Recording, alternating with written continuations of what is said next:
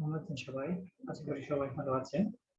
So আজকে লেকচারটিতে আমরা influence line সম্পর্কে জানবো। কিভাবে ডিটারমিনেট বিমে অথবা ফ্রেমে আমরা ইনফ্লুয়েন্স লাইনগুলো ড্র করবো। ডিটেইলসলি আমরা আলোচনা করব এবং মেকানিজম গুলো আমরা জানবো। সো আমাদেরকে কি করতে হবে? আমরা আমাদের সামনে খাতা কলম নিয়ে আমরা সবসময় প্রত্যেকটা ফিগার যখনই ডিসক্রাইব করবো আমরা নিজেরা ওটাকে প্র্যাকটিস করবো, ঠিক আছে? তো প্রত্যেকটা জিনিস আমার মুখে বলার সাথে সাথে আমরা যদি প্র্যাকটিস করেন তাহলে আপনাদের টু টু এ কমিউনিকেশনটা হয়ে গেল। তোরা শুনলেন সাথে প্র্যাকটিস করলেন, তাহলে কিন্তু আমাদের টোটাল শেখাটা হয়ে যাবে, আন্ডারস্ট্যান্ডিংটা হয়ে যাবে, ঠিক আছে? তো আমাদেরকে জানতে হবে ইনফ্লুয়েন্স লাইনটা কি এবং এই জিনিসটা কেন ব্যবহার করা হয় বা কেন ডিটারমাইন করা হয়। আমরা অলরেডি ডিটারমিনেট বিমের জন্য ইনফ্লুয়েন্স লাইন করে এসেছি স্ট্রাকচার টুতে। আমরা অনেকে হয়তো জানেন, ঠিক আছে? যেহেতু করে এসেছি, তো মেন অবজেক্টিভটা কি সেটা আমরা জানবো। Ability to obtain the influence line for a statically indeterminate structure. So এই লেকচারের মেইন অবজেক্টিভটা হচ্ছে ইনফ্লুয়েন্স লাইন কার জন্য বের করা, ডিটারমিনেট স্ট্রাকচারের জন্য বের করা। সেটা বিম হতে পারে অথবা ফ্রেম, বিল্ডিং ফ্রেম হতে পারে। তো ফ্রেমের জন্য দেখবো বিল্ডিং এ, আবার হচ্ছে বিমের জন্য দেখবো কি পরিমাণ চেঞ্জ আসছে একটা বিম, ঠিক আছে? Where should a structural engineer place the light load on the structure so that it gives the maximum response at a specified point or section. তাহলে একজন স্ট্রাকচারাল ইঞ্জিনিয়ারের একটা লাইট লোড সেই স্ট্রাকচারের কোন জায়গায় প্লেস করলে কোন জায়গায় ম্যাক্সিমাম রেসপন্স আসবে, অর্থাৎ কোন জায়গায় বেশি ডিফ্লেকশন আসার সম্ভাবনা আছে সেই পয়েন্ট অথবা সেকশনটা বের হয়ে আসবে, ঠিক আছে? ইনফ্লুয়েন্স লাইনের মাধ্যমে। তাহলে আমি বুঝতে পারবো একটা স্ট্রাকচারের কোন একটা পোর্শনে হঠাৎ লাইট লোড যদি বেশি হয়ে যায় সেই সেকশনটাতে ডিফ্লেকশনটা কেমন আসতে পারে, অর্থাৎ কতটুকু বেন্ডিং হতে পারে সেই জিনিসটা আমরা যদি ডিটারমাইন করতে পারবো। তো ইনফ্লুয়েন্স সম্পর্কে আমরা যদি জানতে চাই, ডেফিনিশনটা দেওয়া হলো a graph of a response. এইটা এমন একটা গ্রাফ যেটা রেসপন্সকে দেখাবে। কিসের রেসপন্স? রিঅ্যাকশন অথবা ইন্টারনাল ফোর্সেস এর। যে কোনো একটা সাপোর্টের রিঅ্যাকশন থাকলে এবং যদি ইন্টারনাল কোনো ফোর্স থাকে ওটার বিপরীতে রেসপন্স গুলো দেখাবে। of a structure as a function of a position of a downward unit load. আচ্ছা, কোন একটা স্ট্রাকচারের ফাংশন হিসেবে যেটা আপনার ডাউনওয়ার্ড ইউনিট লোড হিসেবে কাজ করে, ঠিক আছে? Moving across the structure. তাহলে স্ট্রাকচারের পুরাটা স্ট্রাকচারের উপর মুভ করবে এবং সেটা কি ইউনিট লোড হিসেবে কাজ করবে ডাউনওয়ার্ড। সেই ইউনিট লোডের জন্য রেসপন্সটা কিরকম হতে পারে সেই জিনিসটা হচ্ছে ইনফ্লুয়েন্স লাইন। অর্থাৎ আমি একটা স্ট্রাকচারে কোন একটা ইউনিট লোড প্লেস করি, ইউনিট লোড বলতে 1 কিপ হতে পারে, 1 কিলো নিউটন হতে পারে, আমি ধরে নিব এটা 1 কিপ অথবা 1 কিলো নিউটন এরকম। তো এটা আমি মুভ করবো স্ট্রাকচারের বিভিন্ন পয়েন্টে।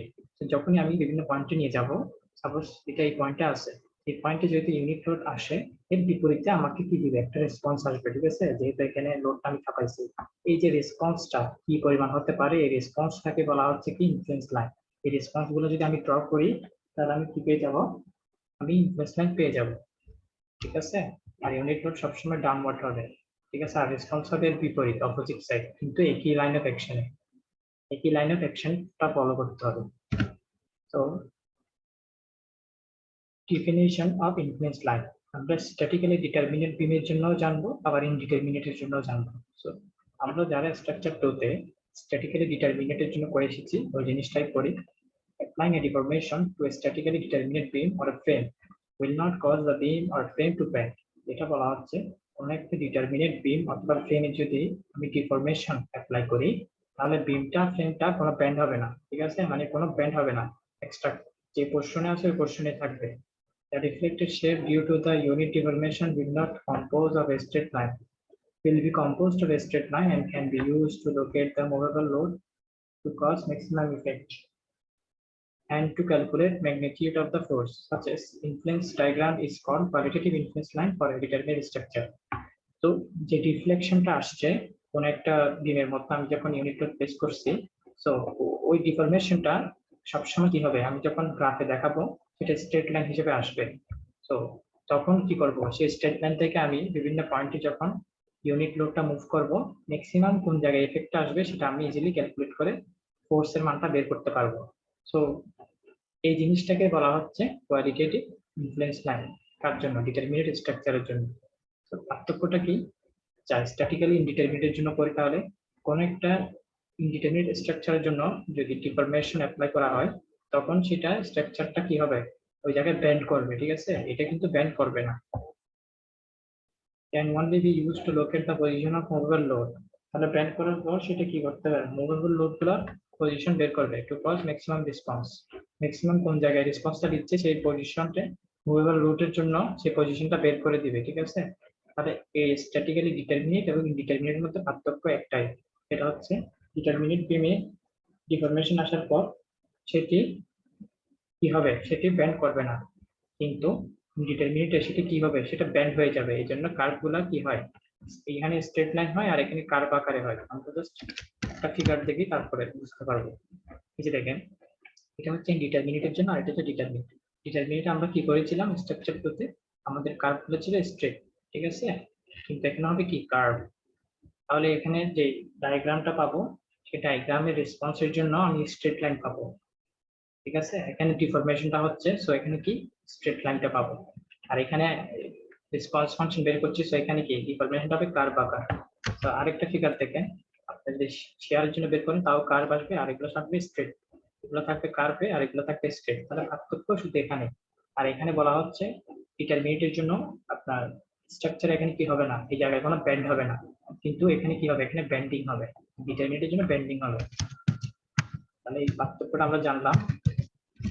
Definition of influence line: variation of reaction, shear moment, or deflection at a specific point due to a concentrated force moving on a beam or frame.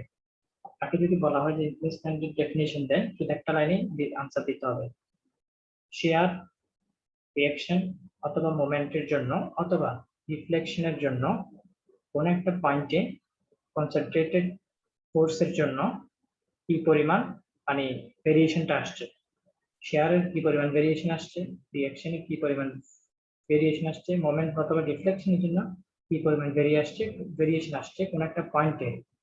আমি একটা কনসেন্ট্রেটেড ইউনিট লোড বিমের অথবা ফ্রেমের বিভিন্ন পয়েন্টে মুভ করাতে, সাপোজ এই পয়েন্টে আমি একটা ইউনিট লোড রাখছি, তখন ওই পয়েন্টে রিঅ্যাকশন কেমন হলো, ইউনিট লোডটাকে আবার এই পয়েন্টে আনলাম, তখন ওই পয়েন্টের রিঅ্যাকশন কেমন হলো, এইভাবে করে শেয়ার বলেন মোমেন্ট বলেন এগুলোর ভেরিয়েশনটা কেমন হচ্ছে ইউনিট লোড গুলোর কারণে, সেই ভেরিয়েশনটাকে বলা হচ্ছে ইনফ্লুয়েন্স লাইন।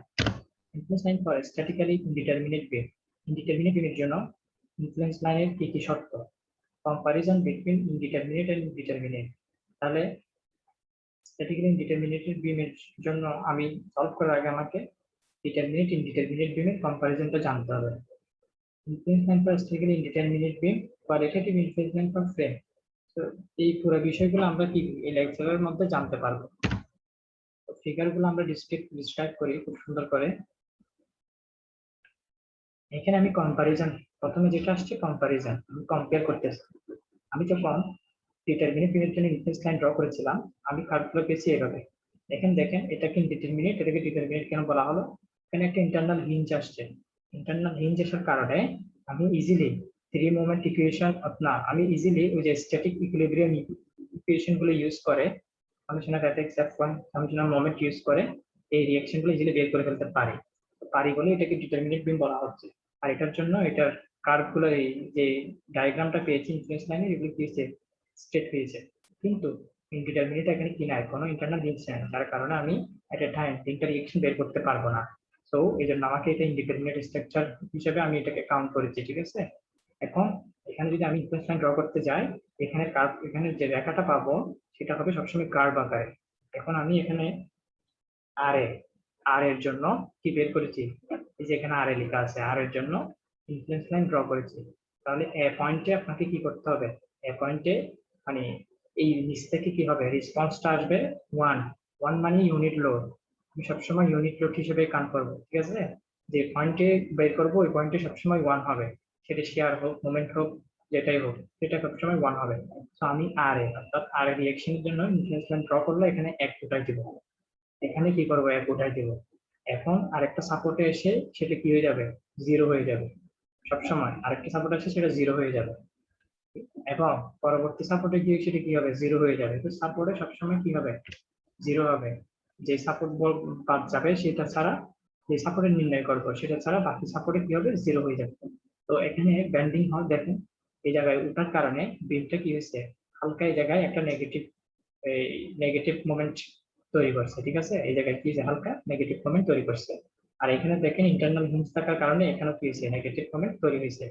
তো সবসময় ইন্টারনাল হিঞ্জ থাকলে ইনফ্লুয়েন্স লাইনের ডিরেকশন চেঞ্জ হয়ে যায়, এটাই মনে রাখতে হবে। যখন হিঞ্জ থাকবে ইনফ্লুয়েন্স লাইনের ডিরেকশন কি হবে, চেঞ্জ হয়ে যাবে। তো এই জিনিসটা আমরা জানলাম, সামনে আরো অনেকগুলো ফিগার আসবে, এগুলো জানবো এবং ড্র করবো। যত বেশি ড্র করবো তত বেশি আরো ক্লিয়ার হয়ে যাবে। এখানে দেখেন আরএ, অর্থাৎ আর এর জন্য ড্র করছে, আমরা আর এটা অলরেডি ডিসক্রিপশন করে ফেলেছি, ঠিক আছে। আর নিয়ে আর কিছু জানান। এখন আসেন বি। বি মানে আমাকে জানতে হবে বি মানে কি। বি মানে হচ্ছে শেয়ার। সো বি মানে ডি পয়েন্টে শেয়ার বের করেছে। ডি মানে কি, ডি পয়েন্টে শেয়ার বের করেছে।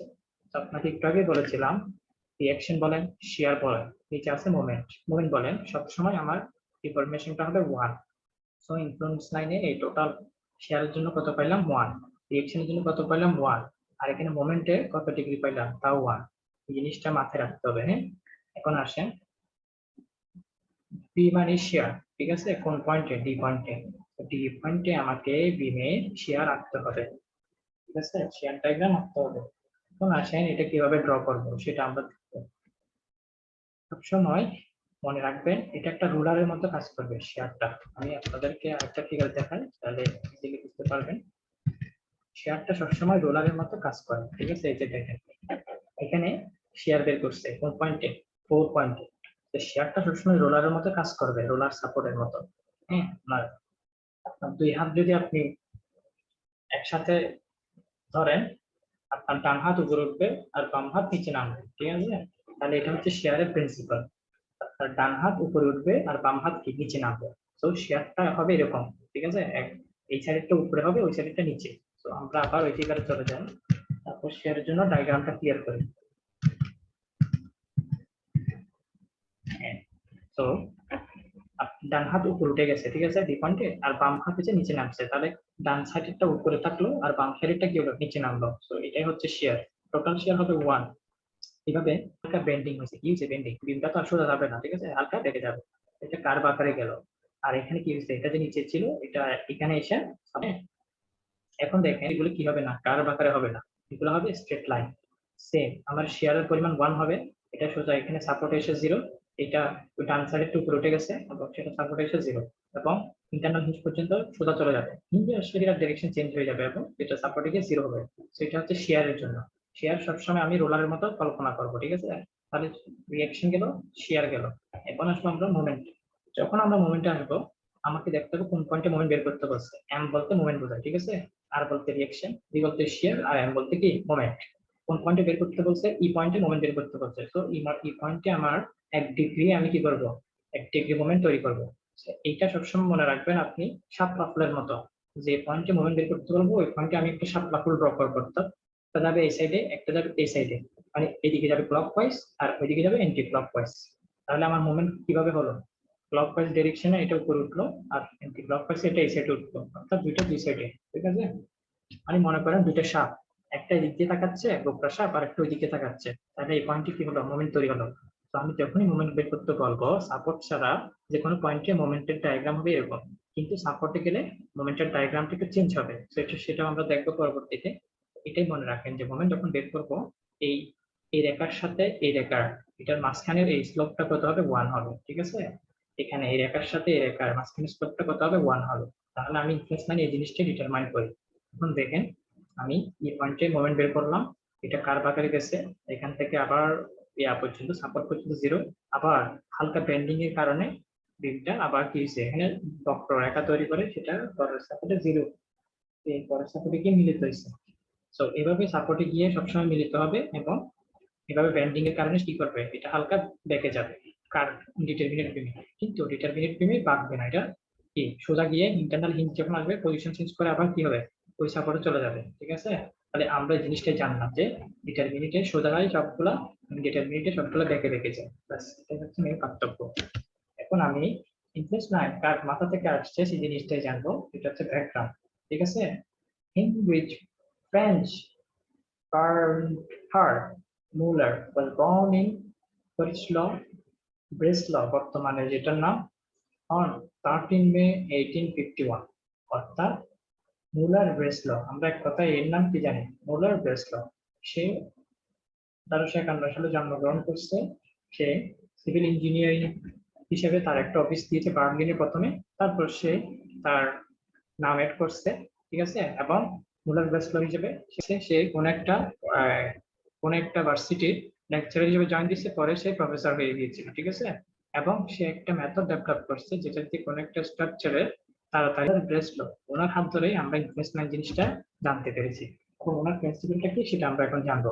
মুলার বেস্ট ল প্রিন্সিপাল, সে কি প্রিন্সিপালটা দেয়, তার থিওরিটা কি? The Muller-Best principle is a method to determine influence line. So influence line বের করার জন্য সে কি করে, একটা মেথড অ্যাপ্লাই করে। The derivation of the principle comes from the theory of virtual work.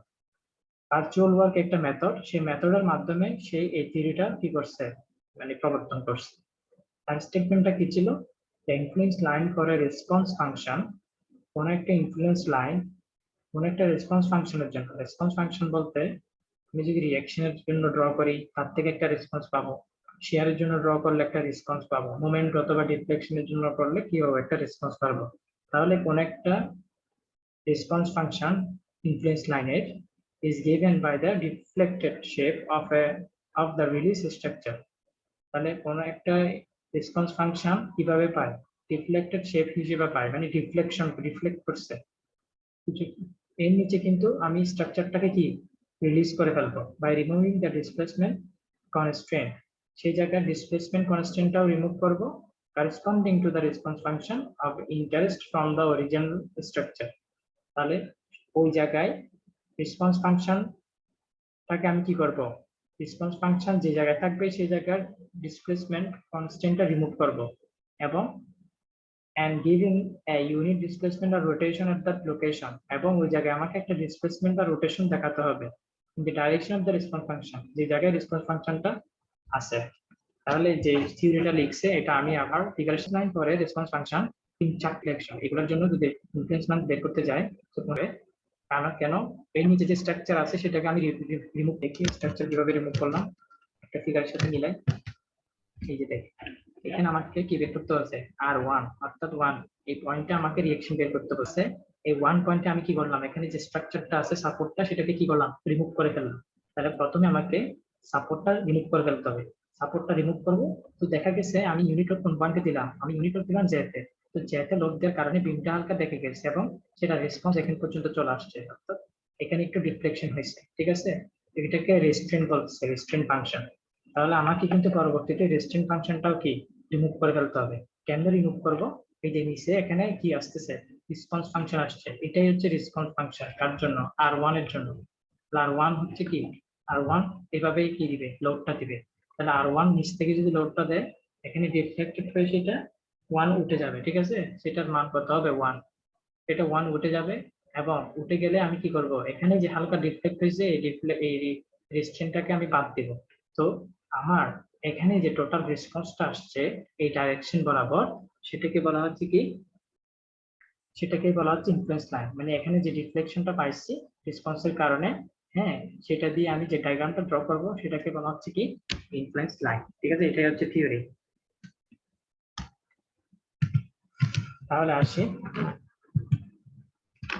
influence line for a response function is given by deflected shape or release structure। তাহলে ওই জায়গায় আমি স্ট্রাকচারটাকে রিলিজ করব এবং সেই জায়গায় যে ডিসপ্লেসমেন্ট কনস্ট্যান্ট আছে সেটাকে রিমুভ করব, হ্যাঁ, করেসপন্ডিং টু রেসপন্স ফাংশন। তাহলে ডিসপ্লেসমেন্ট কনস্ট্যান্ট রেসপন্স ফাংশন দুইটাই ভিন্ন কথা। ডিসপ্লেসমেন্ট কনস্ট্যান্টটাকে রিমুভ করতে হবে এবং রেসপন্স ফাংশনটাকে কি করতে হবে, ওই জায়গায় একটা ডিসপ্লেসমেন্ট বা রোটেশন আবার করতে হবে যে ডাইরেকশনে রেসপন্স ফাংশনটা আসছে। তাহলে দুইটা টার্ম আমরা শিখেছি।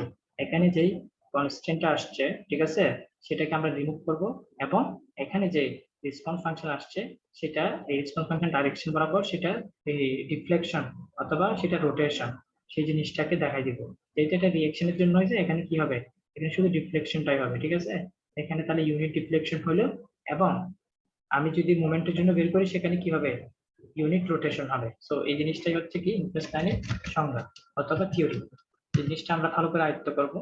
এরপরে চলে যাই প্রসিডিওরে। আমি যদি ইনফ্লুয়েন্স লাইন ড্র করতে যাই কি কি জিনিস আমাকে করতে হবে, প্রথমে আমি রিমুভ করবো যে জিনিসটা সংজ্ঞা থেকে এসে গেছি। আমি প্রথমে রিমুভ করবো কোন একটা স্ট্রাকচারের restraint corresponding to the response function of the, যে জায়গায় রেসপন্স ফাংশন আসবে ওই জায়গায় রেস্ট্রেন্ট গুলোকে আমি কি করবো, রিমুভ করে ফেলবো, ঠিক আছে। তারপর ইউনিট ডিসপ্লেসমেন্ট অথবা রোটেশন অ্যাপ্লাই করব। ঠিক আছে, ওই জায়গায় আমি কি দিব, আমি কোন একটা পয়েন্টে ইউনিট ডিসপ্লেসমেন্ট অ্যাপ্লাই করব, যে জায়গায় স্ট্রাকচারটা রিলিজ হয়ে গেছে সেখানে রেসপন্স ফাংশনের ডাইরেকশনটা দেখাই দিব। Draw the qualitative reflective shape of the release structure constant with all remaining support and continuation। তারপর আমি যেখানে ডিফ্লেকশন হয়েছে ওই জায়গা থেকে আমি শুরু করে পুরো একটা জায়গা মানে গ্রাফ এঁকে এই লাইন ড্র করে আমি কি করে দিব, সাপোর্ট টু সাপোর্ট আমি রেসপন্স গুলো দেখিয়ে দিব। তো তিনটা কাজ। ঠিক আছে, প্রথমে সাপোর্টটা তুলে রেস্ট্রেন্ট, যে পরিমাণ রেস্ট্রেন্ট আসবে সেটাকে রিমুভ করব। তারপর ওই জায়গায় রেসপন্স ফাংশনের জন্য ইউনিট ডিসপ্লেসমেন্টটা দেখিয়ে দিব অথবা ইউনিট রোটেশনটা দেখিয়ে দিব। এরপর আমি একটা কোয়ালিটেটিভ লাইন আমি ড্র করে টোটাল ইনফ্লুয়েন্স লাইনটা আমি দেখাই দিব। ঠিক আছে, to determine the qualitative influence line, এটা হচ্ছে শেয়ারের জন্য, এর আগে একটা করছি রিঅ্যাকশনের জন্য। শেয়ারের জন্য কি করতে হবে, যে জায়গায় আমার শেয়ার আসবে সেই জায়গায় শেয়ারের জন্য আমি বের করতে চাইবো রিফ্লেকশন, সেই জায়গায় আমাকে রুলার ধরতে হবে। ঠিক আছে, তো suppose that doesn't resist shear, তাহলে শেয়ারের যে পয়েন্টে আমাকে শেয়ার বের করতে যাবো সেই পয়েন্টে বেন্ডিং মোমেন্টে রেসিস্ট করবে। তাহলে এটাই কিন্তু পার্থক্য। ঠিক আছে, যে শেয়ার রেসিস্ট করবে না কিন্তু এক্সিয়াল ফোর্স অথবা বেন্ডিং মোমেন্ট রেজিস্ট্যান্স গুলোকে রিমুভ করব, অ্যাপ্লাই করব, কিসেরটা কি হয়, ইউনিট ডিফ্লেকশন হয়। ঠিক আছে, সেখানে তারপর আমি ওই যে ম্যাগনিটিউড অফ ফোর্স গুলোকে মানে ফোর্স গুলো বের করে দেখাবো। আর এখানে দেখাচ্ছে আমার যে ফোর্স, ইউনিট ফোর্স আমি উপর থেকে যে অ্যাপ্লাই করছি সেই জিনিসটা প্রতি বিমের মধ্যে বা বলি অথবা ফ্রেমের মধ্যে বলি সেটা প্রপোর্শনালি কি করবে, মুভ করবে। সো এটা ছিল সেকশনের শেয়ারের জন্য।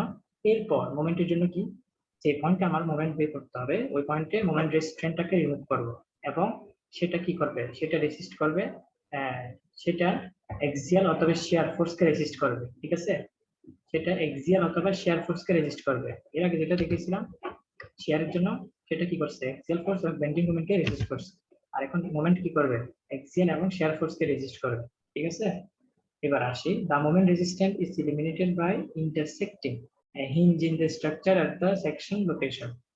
যে পয়েন্টে মোমেন্ট বের করবো ওই পয়েন্টে আমাকে একটা হিঞ্জ ধরতে হবে। ঠিক আছে, তাহলে আমি মোমেন্টের জন্য দেখাই ফিগারটা। এই যে আমি এই পয়েন্টে আমাকে বলছে ফোরে আমাকে মোমেন্ট বের করো, ফোর পয়েন্টে যদি আমি মোমেন্ট বের করি এই পয়েন্টে আমি একটা হিঞ্জ সাপোর্ট ধরবো, অর্থাৎ এখানে হিঞ্জের মতো কাজ করছে। এই বলা হলো apply equal and opposite moment respective. আমাকে দুইটা সাপের মতো, দুইটা সাপ বিপরীত হয়ে দাঁড়িয়ে আছে, তাহলে আমাকে কি করতে হবে, একটা এইদিকে একটা ক্লকওয়াইজ আর একটা ওই সাইডে অ্যান্টি ক্লকওয়াইজ মোমেন্ট অ্যাপ্লাই করতে হবে। ঠিক আছে, হিঞ্জ সাপোর্ট বরাবর, যেখানে আমি হিঞ্জ সাপোর্ট ধরছি কেন, ওই পয়েন্টে মোমেন্ট বের করছি বলে। এভাবে করে আমাকে কি করতে হবে, একটা ইলাস্টিক কার্ভ ড্র করতে হবে যেটার ডিফরমেশন 1 হবে। সো আমি প্রথমে রিঅ্যাকশনের জন্য দেখি, তারপর আমি আর জন্য শেয়ারের জন্য দেখবো, তারপর মোমেন্টের জন্য দেখবো যে আমি রিফ্লেকশন গুলো কিভাবে বের করবো। ঠিক আছে, তাহলে এখানে দেখেন R1, এটা R1 মানে রিঅ্যাকশন R1 এর জন্য কি বের করছে, ইনফ্লুয়েন্স লাইন বের করছে। তো দেখেন আমরা এটা অলরেডি তো আগে শিখেছি, এখানে জাস্ট শুধু মানগুলো দেখবো কিভাবে চেঞ্জ হয়। এখানে রিঅ্যাকশন R1 বের করবেন কিন্তু আপনি লোড চাপাইছেন যে পয়েন্টে, তাহলে আপনার এই জায়গায় কি হলো, একটা রেস্ট্রেন্ট তৈরি হলো, সেটাকে del1 বলতেছেন। del1 ডিফ্লেকশন তৈরি হলো F1J, অর্থাৎ F1 এ 1 পয়েন্টে আপনার রেস্ট্রেন্টটা হলো জেতে লোড দেওয়ার কারণে, এই জন্য F1J হলো। ঠিক আছে, F1J 1 তে কি হলো, আপনার 1 এ আপনার ডিফ্লেকশনটা হলো জেতে লোড দেওয়ার কারণে। এখানে দেখেন জেতে আপনার ডিফ্লেকশনটা হলো জেতে লোড দেওয়ার কারণে, এই জন্য জে জে। সো এটা এই মানটা হচ্ছে FJJ আর এই মানটা হচ্ছে F1J, আর F1J কে del1 বলছি কেন, কারণ এটাই প্রথম ডিফ্লেকশন যেটা এই লোডটার কারণে আসতেছে, 1 লোড চাপার কারণে, ইউনিট লোড চাপার কারণে। তাহলে প্রথমে আমি সাপোর্ট তুলে ফেললাম, ইউনিট লোড চাপাইলাম যে কোনো একটা পয়েন্টে, সেটা এইবার এখন ডিফ্লেকশনটা দিল। এখন আমি এই ডিফ্লেকশনটাকে রিমুভ করবো কেমনে, রেসপন্স ফাংশন দেওয়ার কারণে। যেহেতু আমি R1 এর জন্য বের করছি, আমার রেসপন্স ফাংশন হবে কোথায়, R1 পয়েন্টে। R1 পয়েন্টে আর কি রেসপন্স ফাংশন হবে বিপরীতে। ঠিক আছে, তো বিপরীত দিক থেকে আমি দিলাম, সেটা কত 1 পর্যন্ত ওঠা যাবে। এখন এইটার মান হচ্ছে F11, রেসপন্সটা আসছে কোথায়, 1 নম্বরে। আমি কেন 1 এ আমার রেসপন্সটা দেখানোর ফলে, তাহলে ডিফ্লেকশনটা হলো 1 এ রেসপন্স দেওয়ার কারণে, তাহলে F11 বলতে এটা বোঝায়। আর এখানে এই বিমটা এসে সোজা কি হবে, হালকা বেঁকে যাবে, এটা আবার সোজা যাবে না, কারণ তাহলে হালকা বেঁকে গেছে, তাহলে এখানে এটা ইয়াটাকে কি লিখলাম, এফ জে আই। অর্থাৎ এফ জে আই বলতে বোঝাচ্ছে কি, আমার ডিফ্লেকশনটা কোথায় হয়েছে, যে পয়েন্টে ওয়ানটে আমার রেসপন্স দেওয়ার কারণে। তাহলে এখানে এই জিনিসগুলো পাইলাম। আর এখানে আর ওয়ান গুণ করতে হবে, কারণ রেসপন্সটা কোথায় হয়েছে, আর ওয়ান পয়েন্টে। তাহলে আমি এখানে আর ওয়ান গুণ করে দিলাম এই পুরোটার সাথে। এখন আমাকে এখানে কম্প্যাটিবিলিটি ইকুয়েশন গুলো দেখাতে হবে। অলরেডি জানি যে কম্প্যাটিবিলিটি ইকুয়েশন কি, লেকচার 1 আমরা এই টার্মের সাথে পরিচিত ছিলাম। তো খেয়াল করেন, এখানে যে ডিফ্লেকশনটা হচ্ছে, এখানে টোটাল রিঅ্যাকশন এটার সাথে এটা যদি গুণ করে দিই, এটা আর এটা সেম, কম্প্যাটিবিলিটি ইকুয়েশন এটাই বলতেছে। তাহলে del 1 equal to f1j, del 1 equal to f1j, ঠিক আছে। আচ্ছা, del 1 ইকুয়াল টু কি লেখা যায়, del 1 ইকুয়াল টু f1j, আবার f1j plus fii into r1। তাহলে এই দুটো মিলেই আপনার del টোটাল ডিফ্লেকশন হয়। এটাই হচ্ছে কম্প্যাটিবিলিটি ইকুয়েশন, আর টোটাল ডিফ্লেকশন হয়ে যাবে 0। তাহলে এই যে এই ডিফ্লেকশন আর এই ডিফ্লেকশন এই দুটো মিলেই হয়ে যাবে 0। এইটাই হচ্ছে মেইন কম্প্যাটিবিলিটি ইকুয়েশনের সমীকরণ। আবার বলি, প্রথমে আপনি কি করবেন, ডেল বের করবেন। তো ডেল বের করার জন্য আপনাকে নিচের এই ডিফ্লেকশনটা নেন, আমি 1 পয়েন্টে বের করতেছি r1, এই জন্য আমি যদি এটা নিয়েই কাজ করব, এগুলো দিয়ে দেখার সুযোগ নেই। তাহলে r1 এর সাথে f11 গুণ করব, ঠিক আছে। তাহলে r1 গুণ f11 প্লাস f1j, এই দুটো ডিফ্লেকশন মিলে কি হয়েছে, total deflection equal to del 1। তাহলে এটার সমান আমি 0 ধরবো। তাহলে এখান থেকে r1 এর মান বের হয় কি, fj1 প্লাস f11। j1 কেন হয়েছে, কারণ এখানে f এর আগে মাইনাস আছে, আমি যদি এই দুইটাকে চেঞ্জ করে দিই, মাইনাসটা কি হয়ে যাবে, প্লাস হয়ে যাবে। এই জিনিসটা খেয়াল করবেন। তাহলে আমি r1 এর মান কিভাবে বের করি, আমি r1 এর মান বের করি এই ফিগারটার মাধ্যমে। খেয়াল করেন, আমি যদি ছোট্ট ডিফ্লেকশনটাকে আমি যদি টোটাল এই ডিফ্লেকশন দিয়ে ভাগ দিই, তাহলে আমার কি বের হয়ে যায়, রিঅ্যাকশন r1 এর মান বের হয়ে যায়। এভাবে কম্প্যাটিবিলিটি ইকুয়েশন ইউজ করে আমাকে আননোন রিঅ্যাকশন গুলো বের করতে পারবো ইনফ্লুয়েন্স লাইন ডায়াগ্রামের মাধ্যমে। তাহলে এই জিনিসটা বুঝলাম যে 8 নম্বর ফিগারে টোটাল ডিফ্লেকশন দুটাকে কাজে লাগিয়ে আমি r1 বের করতে পারি। এখন আসি r2 এর জন্য কি হবে, তাইলে আমি যদি সেম ভাবে r2 এর জন্য বের করতে যাই, হ্যাঁ, রিঅ্যাকট্যান্ট, এই জায়গায় ডিফ্লেকশনটা হয় কত, রেসপন্সের কারণে f22, এই জায়গায় ডিফ্লেকশনটা হয় f2j। 2j বলতে কি বোঝায়, ডিফ্লেকশনের পয়েন্ট 2, যেটা ইউনিট লোড দেওয়ার কারণে, যেটা যদি ইউনিট লোড দিই তাহলে 2 নম্বরের রেসপন্সটা কত হয় সেটা। তাহলে এটা পেলাম। এখানে দেখেন 1 এর আমার এর বিপরীতে কি আসবে, একটা রেসপন্স আসবে, কারণ এই যে r2টা উপরের দিকে কাজ করবে সব সময়। তো এখানে টোটাল ডিফ্লেকশন হলো 2 ঠিক আছে। তাহলে ওই 2 নম্বরে আপনার ডিফ্লেকশন কার জন্য, 2 নম্বরের রেসপন্স থাকার কারণে।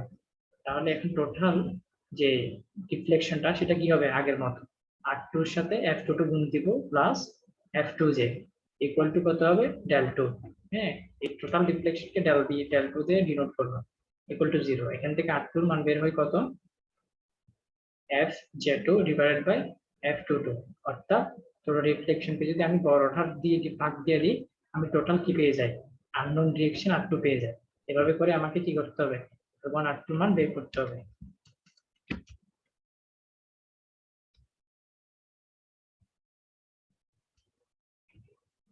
এখন দেখেন এখানে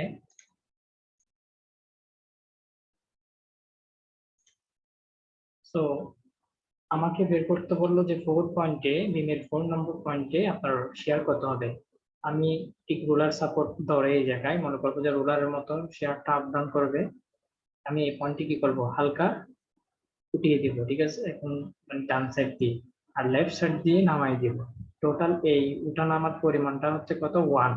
তা এখানে এভাবে তাহলে কাট করে সাপোর্টে এসে 0 হবে, এবং এটার ইফেক্ট হালকা থেকে যাবে, এটা অন্য সাপোর্টে গিয়ে আবার 0 হয়ে যাবে।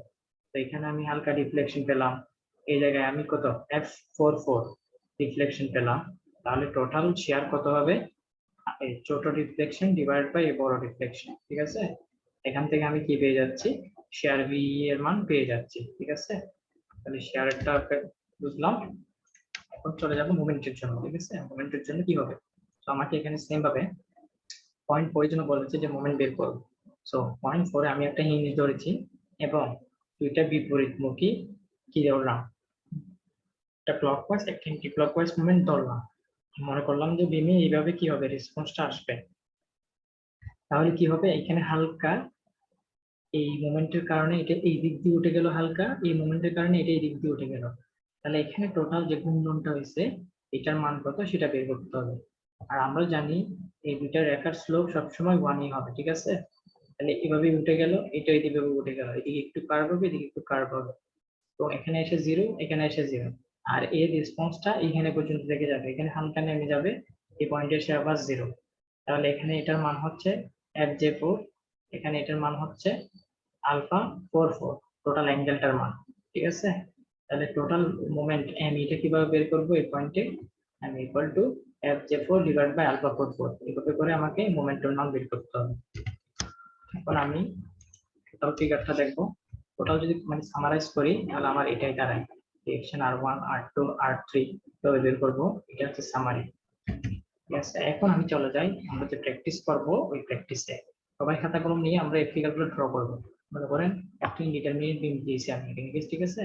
বললাম যে আমি জি তে রিঅ্যাকশন বের করো, তাহলে এই যে জি পয়েন্ট হচ্ছে এটা, এখানে যদি রিঅ্যাকশন বের করতে যাই আমাকে কি করতে হবে, ওই সাপোর্টে আমি 1 উঠিয়ে দিব, কারণ আমার এখান থেকে কত উঠবে, যেটা বলা হয়েছে রেসপন্স 1 উঠে যাবে, তাহলে এই পয়েন্টে 1 উঠে যাবে, আমি এই পয়েন্টে বের করতে যাচ্ছি তাই উঠাই দিলাম, ঠিক আছে।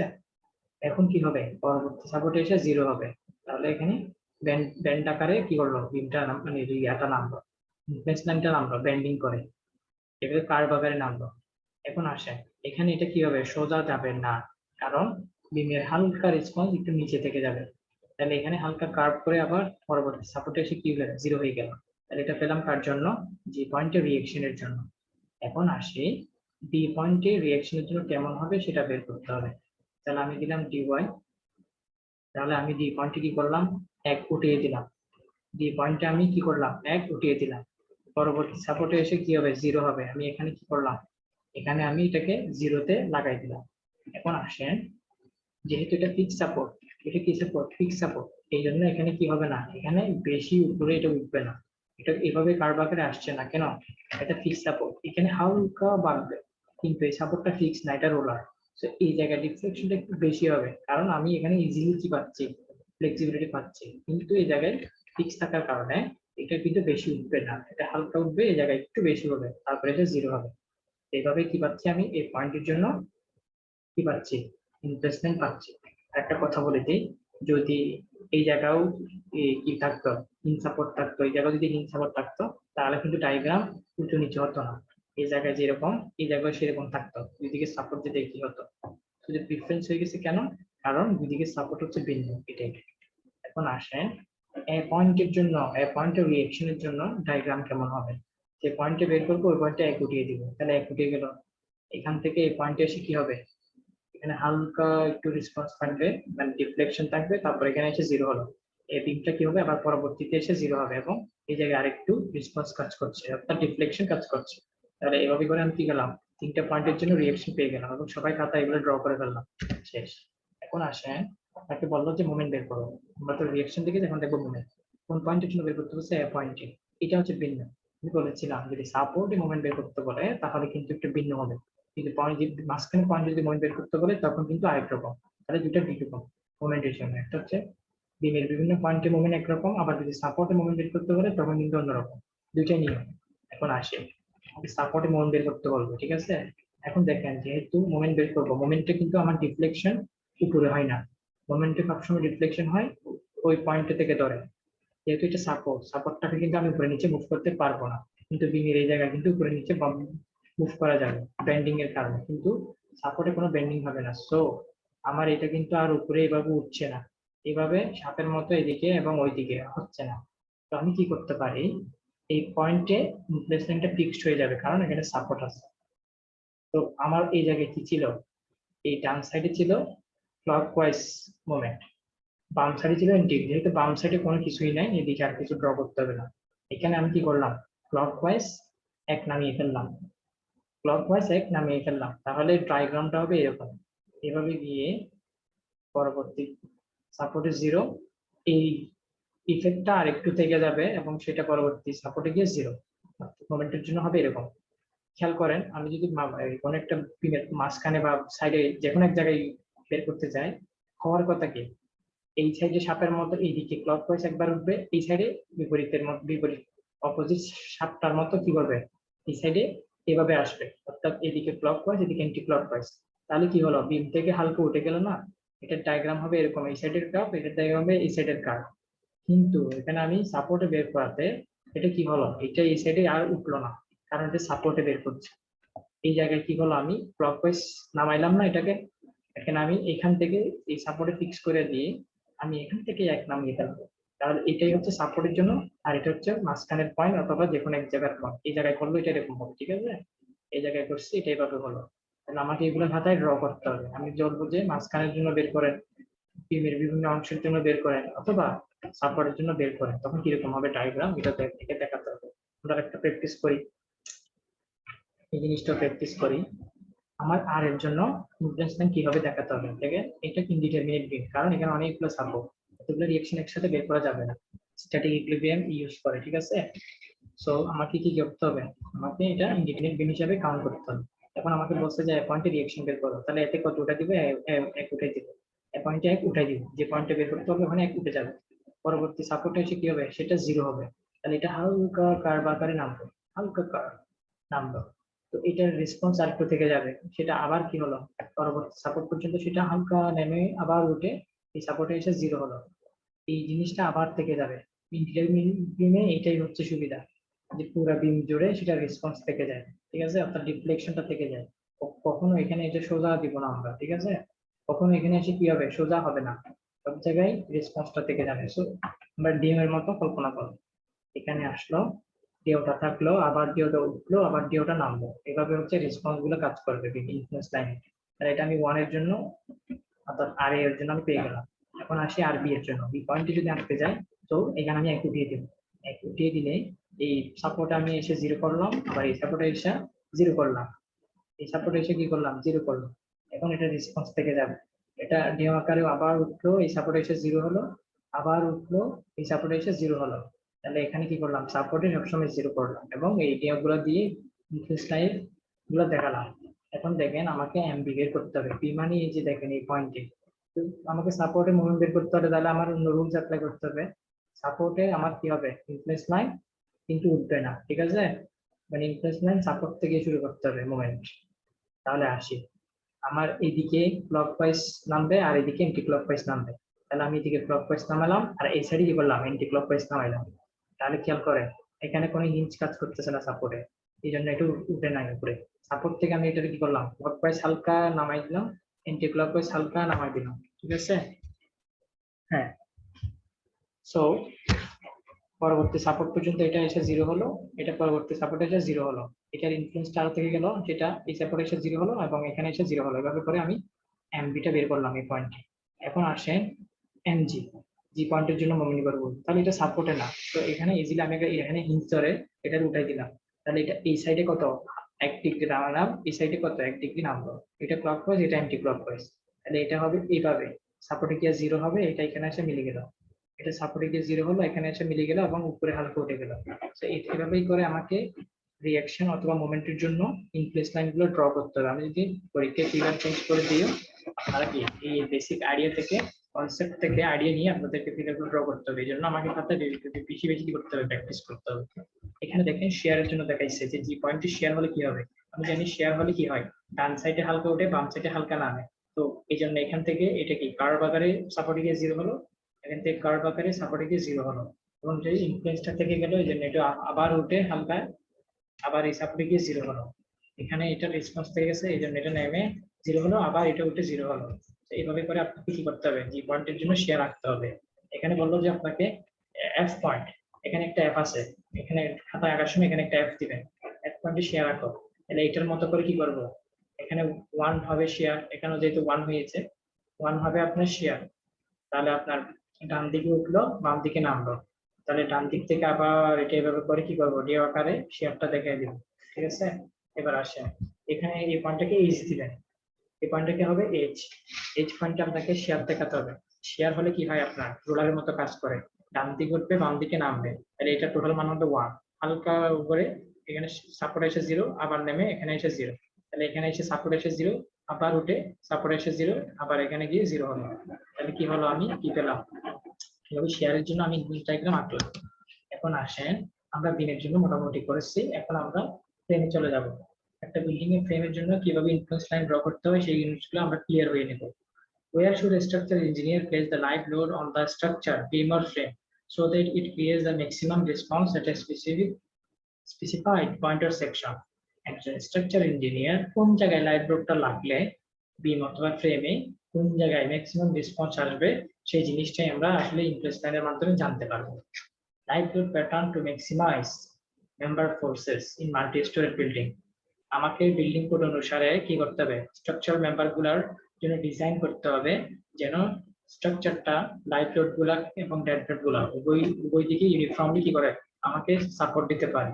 সো ডেড লোড এবং লাইভ লোড সবগুলোকে নরমালি আমরা সিপারেট করে কি করব, ধরি না, কারণ ডেড লোডটা সব জায়গায় সেম থাকে। তো বেশি করে রেসপন্সটা বেশি পাই আমরা লাইভ লোড থেকে, কারণ কি লাইভ লোডটা বিভিন্ন জায়গায় মুভ করে, কিন্তু ডেড লোড আজীবন ডেড, ঠিক আছে, এই জন্য ডেড লোডের জন্য কোনো সমস্যা হয় না। সো এটা প্যাটার্ন লোডিং হিসেবে আমরা আমাদেরকে ক্যালকুলেশনটা করতে হবে কোথায়, বিল্ডিং ডিজাইন, ঠিক আছে, বিল্ডিং এর ফ্রেমের জন্য। তাহলে pattern loading on live load based on qualitative influence line, critical live load placement can be determined. Critical live loadটা বের করা যায়, ঠিক আছে।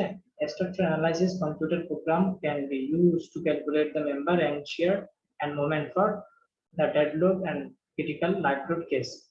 তাহলে কম্পিউটার প্রোগ্রামিং করে আমি একটা বিম অথবা একটা ফ্রেমের জন্য আমি ডেড লোড অথবা লাইভ লোডের জন্য, ক্রিটিক্যাল লাইভ লোড বা ডেড লোডের জন্য আমি প্যাটার্ন লোডিং বের করতে পারি। সেই জিনিসটা কি আমরা এখনই ক্লিয়ার হয়ে যাব। সবাই আবার খাতাগুলো নিয়ে প্র্যাকটিস করা শুরু করি, ঠিক আছে, কিভাবে আসলে ড্র করবো। এখানে দেখেন টোটাল তিনটে স্প্যানের একটা কন্টিনিউয়াস বিম। এখানে আমাকে বলা হলো এ পয়েন্টে, এই পয়েন্টটাকে ধরছে, এ পয়েন্টে আপনার মোমেন্ট বের করে দেখাও। তো এ পয়েন্টে আমি মোমেন্টটা দেখালাম, এটা হালকা করে উঠলো, হালকা করে নামবো, এবং রেসপন্সটা থেকে গেল, এটা হচ্ছে কি এ পয়েন্টের জন্য মোমেন্ট। এখন দেখেন উপরের অংশটাকে বলে পজিটিভ, নিচের অংশটাকে বলে নেগেটিভ, উপরের অংশটাকে বলে পজিটিভ। তাহলে এখানে মোমেন্ট এর জন্য পজিটিভ নেগেটিভ রেসপন্স গুলো অর্থাৎ টোটাল কি পরিমাণ পজিটিভ নেগেটিভ মোমেন্ট আছে সেই জিনিসটা ড্র করে দেখালো। যেহেতু আমি উপরে এই সাইডে এর সাইডে এবং ই এর সাইডে পজিটিভ পেলাম, আমি এর সাইডে এবং ই এর সাইডে কি দেখালাম, দুটা পজিটিভ দিয়ে মোমেন্ট গুলোকে দেখালাম।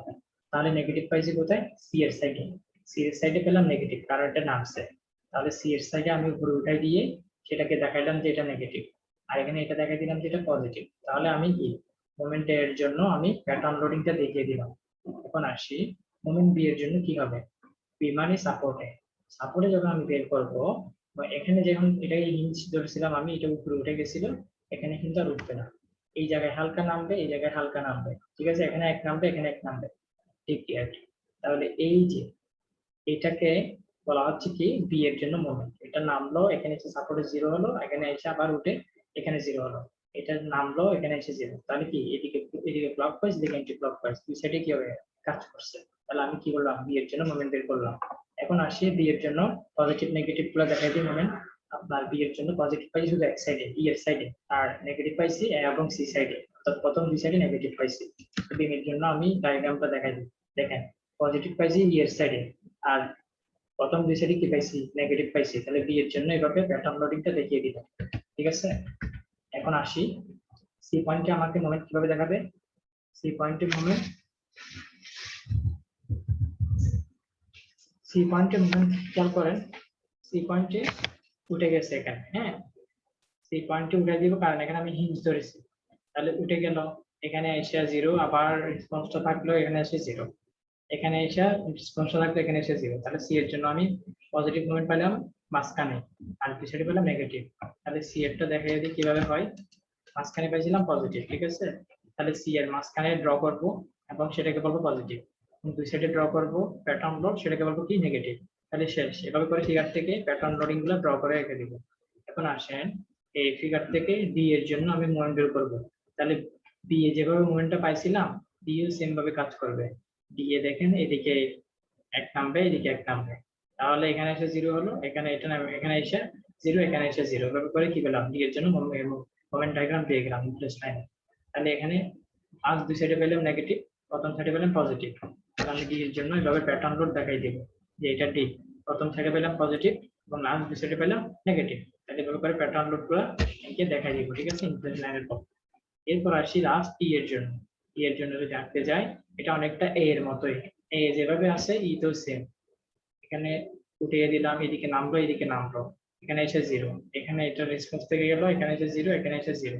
তাহলে এর জন্য কি পেলাম? মোমেন্ট ডায়াগ্রাম পেয়ে গেলাম। তাহলে একদম লেফট সাইডে আপনার, একদম রাইট সাইডে পজিটিভ, আর প্রথম সরি একদম রাইট সাইডে পজিটিভ এবং প্রথম সাইডে পজিটিভ। হ্যাঁ, লেফট সাইডে পজিটিভ এবং মাঝখানে কি নেগেটিভ। তাহলে আমরা ই এর জন্য দেখাই দিই কিভাবে পাই, ঠিক আছে? আচ্ছা, এখানে ইয়েরটা দেখানো নাই, আপনার ইয়েরটা ড্র করে ফেলবেন। তাহলে এখানে কি পেলাম? আমরা প্যাটার্ন লোডিং গুলো পেলাম বিভিন্ন দিনের জন্য, ঠিক আছে?